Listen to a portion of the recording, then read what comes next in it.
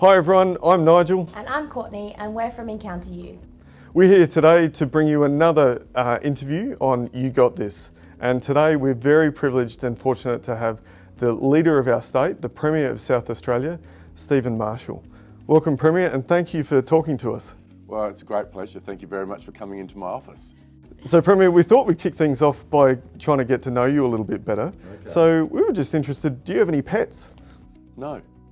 When I was a kid growing up, we had lots of pets. We had Bobby the Budgie, Philip, Philip the Turtle, Snoopy the dog. But yeah, no, not recently. I think pets are a real responsibility, and my job at the moment is pretty much 24/7, and so that hasn't been a possibility. The kids a few years ago said, Dad, we really want to get a dog. And I said, yeah, 100%, I'm really keen for that as well. And they said, really, are you? And I said, yeah. All you've got to do is go for a walk for 40 minutes every night for a week, and because that's the sort of commitment you'll have to take a dog for a walk. So if you do that, then we're definitely getting that dog. Anyway, about 3 days in, I knew we weren't going to get that dog. That's great, that's brilliant. Okay, and what's your favourite food? Ooh, well, this is the problem, all food. But I do love Italian food. Anything with pasta or risotto or scallopini or anything like that. Anything Italian, I absolutely love. And finally, in the icebreaker section, as we like to call it, what would your most prized possession be? Oh, prized possession. Prized possession. You know, I don't really have anything that I worship like that. Obviously, the most important thing to me are my two children, Charlie and Georgie. But yeah, I don't have something that I absolutely am fixated by. All right, well, we're going to kick off with the questions. Okay. So, Are they hard? No, Okay. they're easy, you'll be fine. Right. Okay, so the first question is, what school did you go to? Well, I went to Ethelton Primary School, and then I went to Emmanuel College. So I did my secondary schooling at Emmanuel down at Nova Gardens. And what was your best or your funniest memory of Year 12? Oh, there were lots of funny things in Year 12. I thought the funniest thing about the end of the year was when the principal came out and said to the entire, we're having chapel, and he said, now, under no circumstances will there be any antics at the end of the assembly today. At the end of Year 12, I know it's an important day, but no writing on your uniforms, no throwing eggs, no flower bombs, no colour bombs, nothing like that. It cannot happen. He said, if it does happen, it can be on the oval for 1 hour only. I thought, you just told us not to do it, but then you told us we had to do it in a certain area. So we all laughed and we had a lot of fun. And then we went home, got changed, and went back to school that night for the final assembly. So. When you look back on your year of Year 12, did you ever think that you'd be in the position that you are today? And then I think our young people would like to know, how did you, roughly, what was your journey to get to the point that you are now, from Year 12 to now? Well, after Year 12, I went to uni. I went to the old Institute of Technology, which is now University of South Australia. I did a Bachelor of Business, and then I worked in our family business, which was a furniture manufacturing company, for many years. I did go off for 1 year overseas to do my MBA at Durham University, right up north in England, which was absolutely fantastic. But mainly I was just involved in our manufacturing business. But eventually politics appealed to me.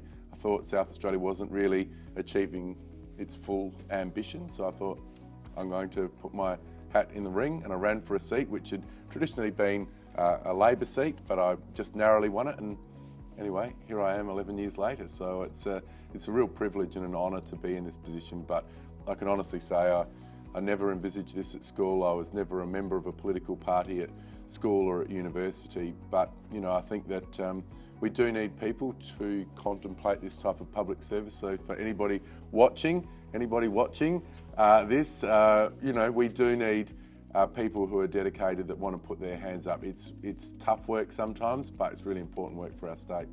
Year 12s are often told that this is the most important year of their life. What do you think about that statement? I think every year is an important year of your life. I think Year 12 gets really built up into something absolutely massive, and when I look back at my Year 12, I probably thought it was really massive, but look, the reality is every year is really important. You just got to try your best. I think you should take the pressure off yourself in Year 12, quite frankly. I was a bit of a last minute sort of crammer, so pressure was quite good for me. for some other people, pressure can be really debilitating. So just try your best, try hard every day. Don't get too stressed. You'll look back on this year and you want to have some positive and happy memories. You don't want to be looking back on this year in 5 years' time and thinking, oh my goodness, I was a complete nervous wreck. I was so worried about everything. I wish I didn't do that. Talking about pressures, you obviously face a lot of pressures in your role. What personal strategies do you use to handle that pressure? Personally, I just get up every morning, work hard. I'm getting up earlier and earlier. I used to always get up at 5:15. Now I'm finding myself getting up in the 4s, which is a little bit disturbing, but there's a lot to do at the moment. So my advice to young people is just put your best foot forward, work as hard as you possibly can, but don't put too much undue pressure on yourself, because there's a point, as I said, pressure can be good to a point, makes you perform, but beyond that point it can actually be quite debilitating. Do you have any personal strategies of maintaining your life through all of the intense pressure, like maybe lifestyle exercise or healthy eating as much as you can? From my perspective, it's about trying to sort of get balance. So a lot of people work really hard and then fall into a heap. I just try to be on an even keel the entire time. So I just work very consistent hours. I do try to keep healthy. I know I can see you looking at me, you're thinking you're not doing a very good job. But I'm trying to. So I'm going to the gym 3 times a week at 5:30 in the morning, which I really actually enjoy. So first one there, in and out, it's really good. And I just think try to avoid the highs and the lows. Could your nickname be Stable Stephen? Oh, that's pretty boring. Yeah, it is. It is pretty boring. Did you have any nicknames in high school? Lots of different ones. I was at primary school. Marsha Hines was massive, so Marsha was a bit of everybody called me Marsha, Marshmallow. Lots of things. Steve-O. We have a lot of young people that are aspiring to be leaders. What have you learnt about leadership, and what advice would you have for them? I suppose my key piece of advice for young people contemplating leadership is develop your own leadership style. There's not one single leadership style. If you think about the leaders that you know, many of them have different styles. Some of them are very aggressive and strong. Some of them are quiet and thoughtful. I think leadership comes in many different packages. So develop your own style, but be really clear about what objectives, what goals you want to set, and then just move towards those and inspire those people around. But try to develop your own leadership style based upon your own personality, the objectives and goals that you've set, rather than trying to mimic what you think might be the perfect leadership style. Might not suit you at all.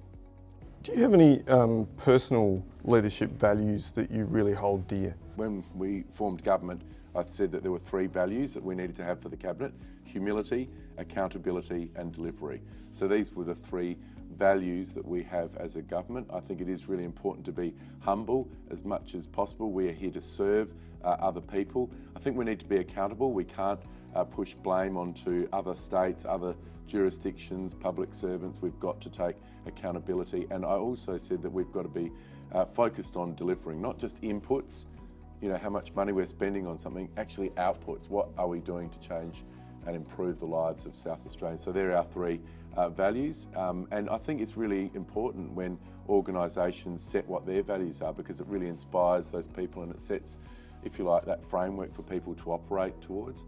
That's great, thank you. Young people, a lot of young people often put a lot of pressure on themselves to get things right and to not make mistakes and to not fail. Well, how do you personally view mistakes and failure? I think, look, obviously we try to avoid mistakes in life, but when they do occur, and they will occur, then you've got to take the learning from it. What can we do better next time? Why did that happen? Is this mistake or this circumstance there to teach me something in life? Everything is a learning exercise. So, look, that's the way I would look at it. I think some people are very tough on themselves. Sometimes you've got to cut yourself some slack. If something goes wrong, just unpack it, work out what you can do better next time. You've mentioned earlier that you've had 2 of your own children that have gone through schooling. Yes. So what advice would you give to other parents, or what tips or suggestions could you give to other parents that are going through Year 12 with their young person this year? Yeah, well, I think it's really dangerous to give parenting advice because every child is different, and some children will need a lot of support. Other kids will flourish by making their own decisions. My parenting style is very much in trying to empower my children, so not trying to be too controlling or even too suggesting. I just want to, I think that suits my kids really well. When they did their own Year 12 subject choices, I sort of had to stop myself from saying, "You want to do what?"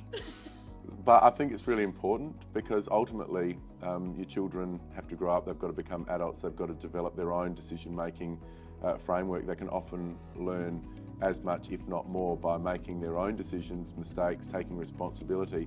I think if parents get too involved and then things go wrong, then if I had said, no, I think really you should study this rather than that, if something goes wrong, then the child turns around and says, well, you made me do that. And I think, ultimately, by the time students are getting to Year 12, 11 and 12 for that matter, I think that, as parents, we've got to learn to let go, and it is extraordinarily difficult.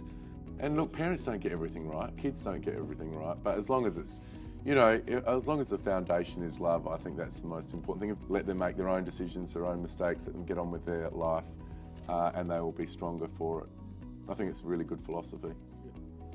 Okay, so if you could go back today, knowing what you know now and the experiences that you've been through, what advice would you give to your Year 12 self? Well, maybe just study a little bit harder. Don't procrastinate as much, I think would be, I used to create a lot of excuses as to why I would start a little bit later in the night. Look, just get on with it. Stop making excuses. I think the other thing I would do is I would be far more focused on setting goals. I think the best life lesson I've had is set yourself goals and make them ambitious. They nearly always come true. When you set that goal, inadvertently you start working towards that. If I was going back to Year 12, I'd probably set myself some ambition and goals in each of my subjects, how much I was going to study, get on with it. As soon as you set those goals, they start to come true. So do you have any further final pieces of encouragement or tips for our class of 2020? Well, to the class of 2020, can I just say congratulations. You've got through most of this year already. It is the craziest year I've ever experienced, and so you are never going to forget your Year 12 year. I don't think any of us will ever forget 2020. We've got through this by working together, and I'm sure we're going to come out the other side even stronger than we went in. So congratulations. Work hard for those final weeks of Year 12. Don't put too much pressure on yourself, and remember at the end of the year to celebrate safely, but to celebrate because it is a milestone year, and congratulations. I'm Stephen Marshell, Premier of South Australia, and to the class of 2020, my clear message is, you got this.